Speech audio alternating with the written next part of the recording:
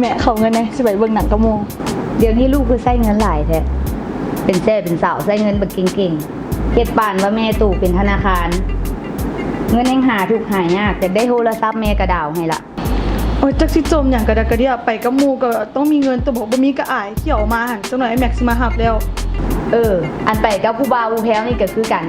เบิ่งแน่ว่าเขาหวังดีน้ำโตบ่หรือว่าเขาหวังอีหยังโอ้ยจักสิมาวุ่นวายอย่างกับชีวิตเฮาก็ชีวิตเฮาน่ะเฮาเบิ่งเองได้มีปัญญาอยู่ดอกข่อยเลี้ยงเจ้าใหญ่บัดนี้มาละเจ้ามาว่าแบบนี้ว่าน้ำข่อยเบิ่งเจ้าเฮ็ดโตแบบนี้ดูแล้วเฮ็ดได้เจ้าสิเลี้ยงแม่ได้โอ้ยคันสิจมปานนี้น่ะเงินหันบ่ออกก็ได้ดอก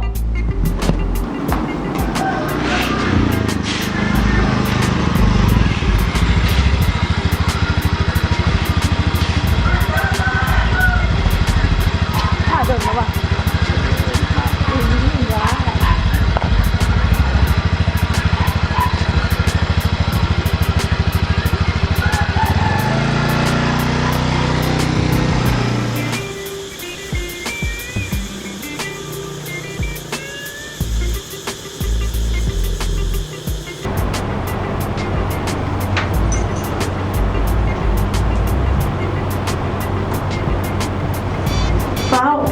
มีถุงแล้วอ่ะคนเก็บพร้อมมาแล้ว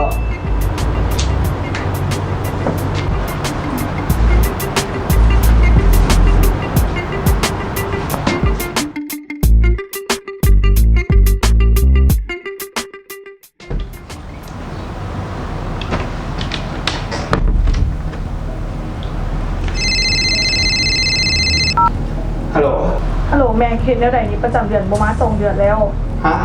เจ้าเสร็จมาว่าเจ้ากดบางทีแล้วอ่ะมันจะหลงอ่ะข่อยซื้อแนวเต็ดเหี่ยวมาเต็ดแล้วเดี๋ยวนี้มันขึ้น2ที่เจ้าเลยข่อยที่ได้ไปเรียนตอนต่างประเทศไอ้พวกพวกนี้ข่อยตายลูกเดียวเจ้าเห็นแล้วเจ้าคิดสิบ่ฮับพิโต้บัดตอนเจ้าเห็นเจ้าคือบ่คิดแน่จ้ะนะ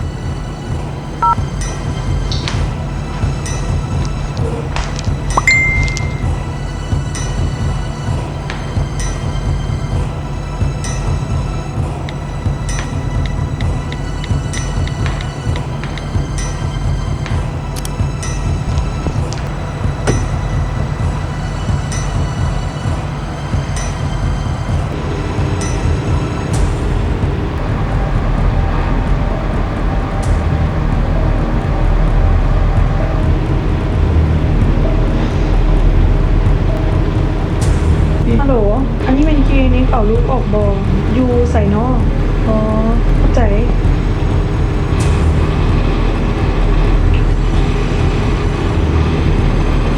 ฮัลโหล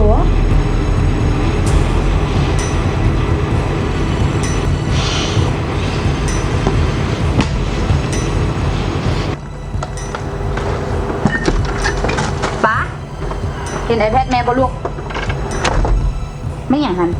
ไม่อย่างอยู่มือเจ้าหันเอามาให้แม่อันนี้มันหมายความว่าจังไดเจ้าอธิบายมาดูอันนี้มันสิ่งที่แม่ย่านมาตลอดเราเป็นอย่างเจ้าคือยังเฮ็ดอยู่เขาขอโทษเขาผิดไปแล้วเจ้ารู้ว่ามันผิดแล้วเจ้าเฮ็ดแค่หยังเขายังพูดเท่าพูดถึงการ แล้วเจ้าสิเฮ็ดจังไดบัดนี้เอาเจ้าสิเฮ็ดจังไดบ่อายบ้านอายเมืองเขาวะแม่เขาขอโทษเขาผิดไปแล้วเจ้าเฮ็ดแบบนี้แล้วเจ้าสิแก้ไขจังไดเจ้ามีวิธีแก้ไขบ่เขาสิเอาลูกออกเขาบอกเอามันไว้แล้วอายบ้านอายเมืองเขาไม่อยากเอามันไว้มันถิ่มเมาแล้วเขาไม่อยากเอามันไว้แล้วมันถิ่มเมาออกไปแล้วเอาสิเลี้ยงน้องเขาจังไหนบ่เป็นหยังลูกบ่เป็นหยังตำรานเดียวแม่เลี้ยงได้แม่สิเลี้ยงไหววะแม่เลี้ยงเจ้ามานะคุณยายสมีนาสำหรับผู้เดียวเป็นอย่างแม่สิเลี้ยงบ่ได้แต่ยิ่งๆน้องไม่ไปแล้วอยากเอาเศร้าบ่ให้ผมเรียนน้องผมไม่ได้ไปผมมีเรื่องเงินงานทำคุณเท่านี้บ่แม่บ่ให้ลูกเฮ็ดแนวนั้นบ่ให้แต่แม่สิพาไปหาท่านหมอเขาอ่านท่านหมอบ่กล้าสู้หน้าใครบ่เป็นหยังเพิ่นบ่เว้าหยังให้ดอกเอาไปหาเพิ่นเอาไปปรึกษาว่าเขาสิเอาจังได๋สิเฮ็ดจังได๋ตอนนี้ลูกต้องหักตัวเองให้หลายๆเพราะว่ามันบ่มีแต่ลูกผู้เดียวแล้วตำรานผู้เดียวแม่สิพาเจ้าเลี้ยงเองตอนนี้เจ้าต้องหักตัวเองให้มันหลายๆเพราะว่าเจ้าบ่ได้อยู่คนเดียวแล้วต้องมีอีกคนนึงที่อยู่ในท้องของเจ้าเอาไปหมอ